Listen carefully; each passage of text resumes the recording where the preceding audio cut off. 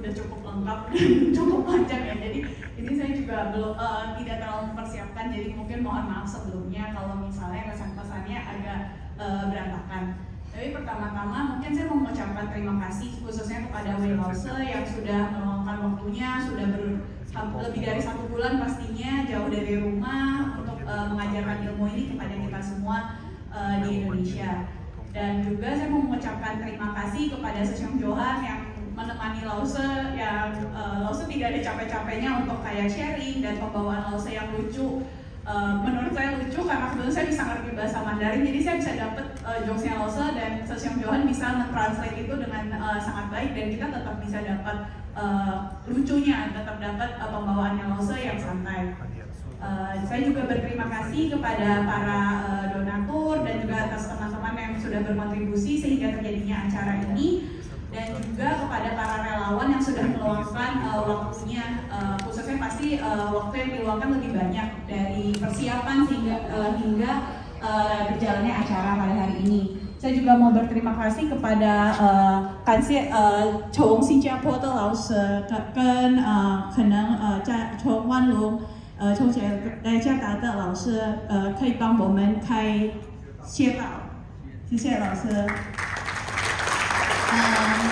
Mungkin juga mau berterima kasih kepada para Sesyong Seje yang sudah aktif dan setiap hari patuh. Saya sangat kaget waktu pertama kali, saya pikir di Jakarta macet pasti bakal telat. Saya datang jam 6 saja udah dapat duduk di paling ujung belakang situ. Berarti orang-orang pada datang jauh lebih pagi daripada jam 6. Benar-benar patuh sama jadwal yang sudah diberikan.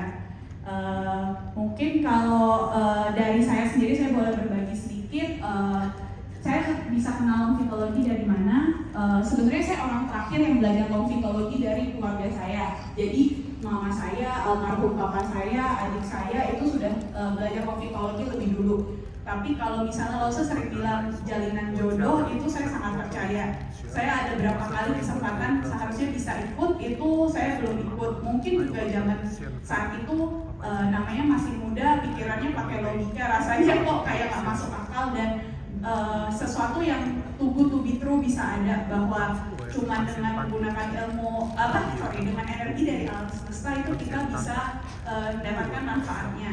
Cuman namanya jodoh ya, kayak tidak ada dorongan, ada inisiatif sendiri saja pengen, oh ternyata ada nih di Jakarta, ada dekat dari kantor saya, jadi cukup gampang untuk bisa datang gitu. Dan jadinya saya cukup percaya, dan setelah saya coba jalani sendiri, memang manfaatnya remeh, kecil-kecil, tapi lebih berasa karena enteng gitu. Jadi kayak saat bisa sakit kepalanya bisa langsung hilang. Mungkin kalau kita ngomongin orang yang udah sakit kanker atau autoimun, itu butuh waktu lama untuk benar-benar merasakan progresnya. Itu. Terus mungkin kalau tadi ibu saya sudah membicarakan banyak harapan. Nah mungkin kalau harapan dari saya simple aja. Walaupun kita masih sehat, prinsip saya adalah kita mempersiapkan diri, karena kalau kita sakit tidak ada yang bisa juga. Tapi kalau kita sudah persiapkan diri dari sekarang, sakit kedepannya kita sudah lebih siap, sudah tahu harus ngapain, sudah bisa lebih tenang menangani penyakitnya. Saya sadar waktu papa saya meninggal itu dia sudah diterapi juga, sudah di papa saya sendiri juga belajar longfitologi, dan selama dia sakit dia juga rajin datang ke posko untuk diterapi. Tapi pada akhirnya waktunya datang juga. Saya sempat konsultasi juga sama Lause, kayak kenapa banyak orang yang banyak cerita magical gitu, kayak mereka tuh mendapatkan kesehatan dari longfitologi, tapi kayak tidak seperti pada ayah saya gitu.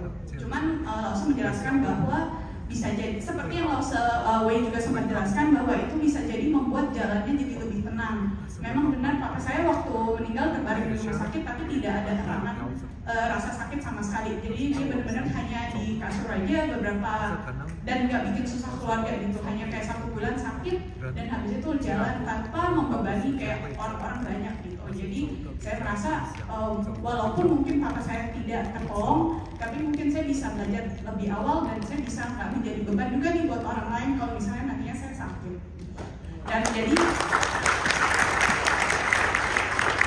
mungkin harapan pesan saya buat teman-teman sekalian, ya latihan terus, mungkin juga ke diri sendiri sendiri nggak ada keluhan bisa ke orang lain, ke keluarga dekat. Terus ya latihan meditasi karena memang manfaatnya itu banyak, mungkin tidak terasa sekarang tapi ini bekal untuk di masa depan kita. Jadi sama-sama kita latihan. Mungkin kalau misalnya ada yang punya kesempatan mau menjadi relawan untuk sekali-sekali hadir ke posko juga pasti sangat membantu. Terima kasih semuanya.